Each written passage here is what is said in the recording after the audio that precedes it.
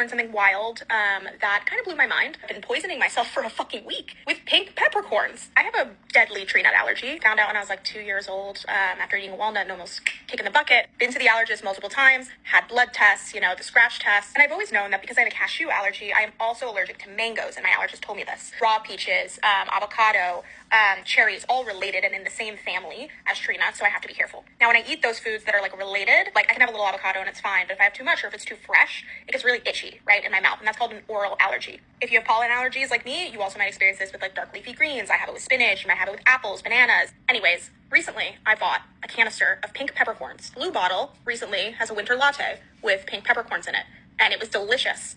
And I was like, okay, I need to get on the pink peppercorn flow. We were having a New Year's party, so I made pink peppercorn syrup. We put it in gin and tonics, and I had a few of those gin and tonics that night.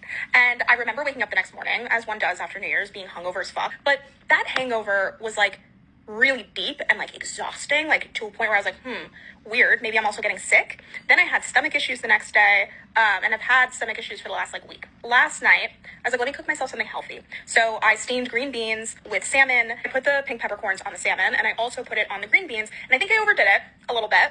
It was a little pink peppercorny when I ate it, but overall very good. But while I was eating my dinner, I started to notice the tickle in my throat.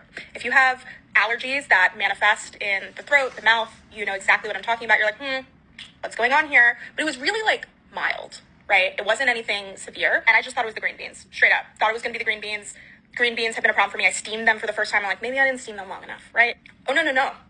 Because I took my leftovers for lunch today at work. And after eating a few bites, I started to feel it again, the itching.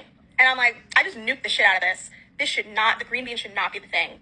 Make my mouth itch. And I remember when I ordered the winter latte, right, from Blue Bottle, the second time I ordered it, I noticed that it said, if you have tree nut allergies, don't consume this. And I was like, that's weird. And I checked the ingredients. There were no nuts in it. They weren't using almond milk or anything like that. And I had it and it was fine. And then it hit me. I was like, what if it's the pink peppercorn that's making me itch?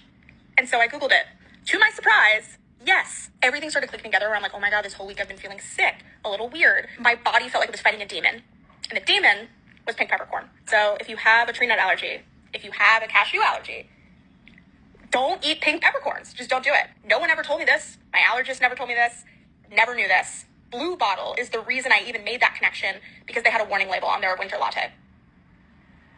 So, just another day surviving. Hi, my name is Dr. Rubin. I'm a board-certified allergist. That story is indicative of a phenomenon called cross-reactivity or cross-sensitization, where the immune system looks at two different foods and reacts to both of them because they have similar structures in their proteins. So if you're cashew allergic, some people might react to pink peppercorn. They're both part of the Anacardiaceae family, which is the cashew family, so there may be some similar protein structures. There was a study in 2019 that found that in cashew allergic individuals that were studied, about 76% of them also had a skin test that was positive for pink peppercorn. That is called cross-sensitization, but we don't really know if those who have a positive skin test to pink peppercorn will necessarily react to it. Sensitization, meaning the presence of the allergy antibody, IgE, does not always translate to being allergic to it. So if you have a food allergy, yes, it's possible that you could react to other foods, but it doesn't necessarily mean in all cases you should universally avoid other similar foods. You have to talk with your allergist about this as a case-by-case basis to have a proper risk assessment.